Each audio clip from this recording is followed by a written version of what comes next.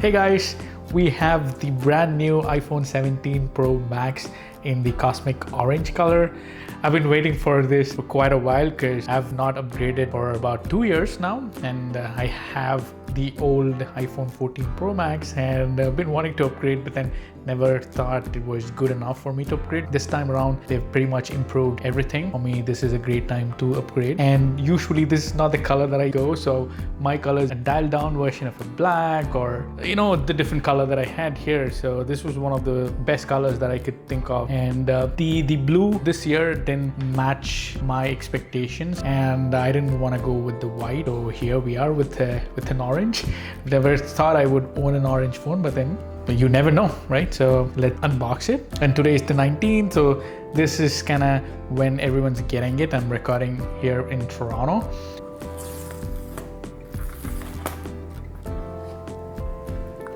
Whoa. This feels so nice with the edges being rounded off. Pretty much think this fits very nice in hand. You don't have those sharp edges anymore. With the 14 Pro Max, it was more stainless steel back then, and that was more sharp. This one has this nice curved edges, which is nice to hold. Of course, the color speaks too loud. But it's nice that people do get to know that you're rocking the new phone, which is nice. It's definitely a beauty. I've never used the action button because the older phone, the phone that I had, the 14 Pro Max, did not have that. So this is gonna be new, and then I have to also live with the new action button instead of the slider, So this is the North American version, so you don't get the SIM card tray, so it's pretty much eSIM only, and that means that I've got extra battery, so it's about 10% more battery that they've crammed in because they don't have to fit in the physical SIM card slot. You can see how loud this is, and there's this two-tone finish that you get as well, which is sort of nice. And because the older phones had the stainless steel, I did not have to worry about the wear at all. However, this is the first time I'm using an aluminum framed phone. That's why I just wanted to make sure that I put in a case. You got the iOS 26.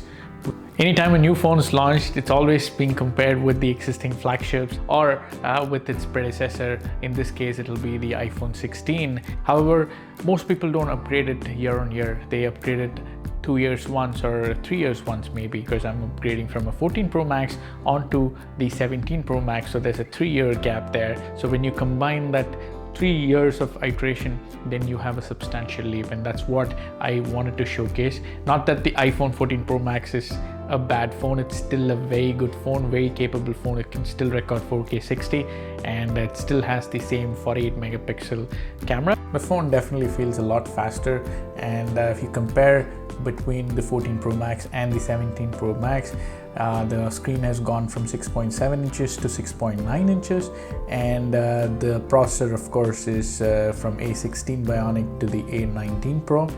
The peak brightness also is increased up to 3000 nits from 2000, and both the ultra wide and the telephoto cameras have been upgraded from 12 megapixel to 48 megapixels. The selfies got an improvement, so that's something which I'd love to test out. And as you can see here, I have the auto zoom and auto rotate, so that's something which will come in handy. You don't have to flip between the landscape or the portrait every single time, so you could pretty much use this and then record as is, because it has the square sensor now. It's a lot nicer. This is my camera gear. And hopefully you can see me as well. Our first photo of the new phone. I'm pretty excited, but then it's still an iPhone. I'm gonna test out a few samples with my older iPhone to see how big of a jump that is. So the rear cameras could take up to 4K 120 frames per second. You'll have to use an external storage for recording ProRes RAW.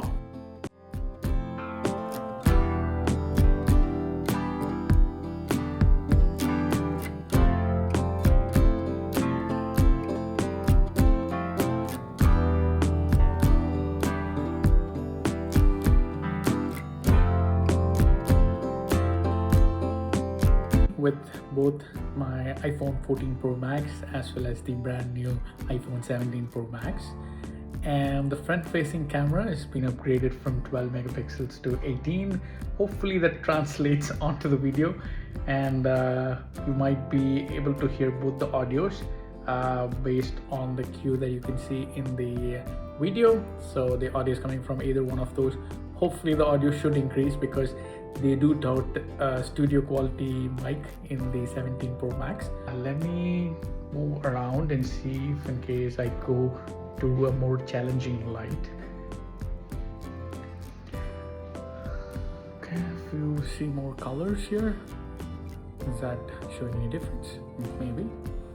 And then I could take it all the way to a more darker area. You can see some more. Now this is pretty dark, so this is pretty much how it looks.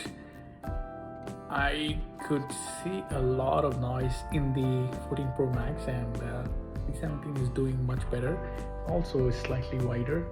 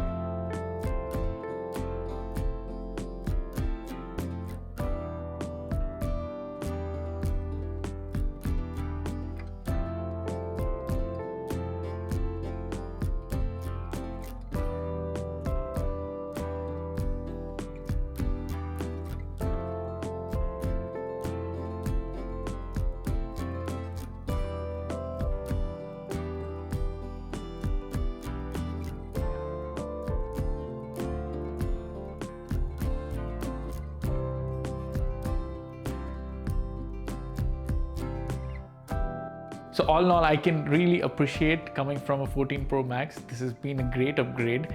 Hopefully you get to upgrade from your 12 Pro Max or 11 Pro Max, or maybe even the 15 Pro Max. So that would be a substantial increase in terms of performance as well as the camera quality. So hope you like this video. Please like and subscribe to our channel. Thanks for watching. It's Arvind signing off. Bye.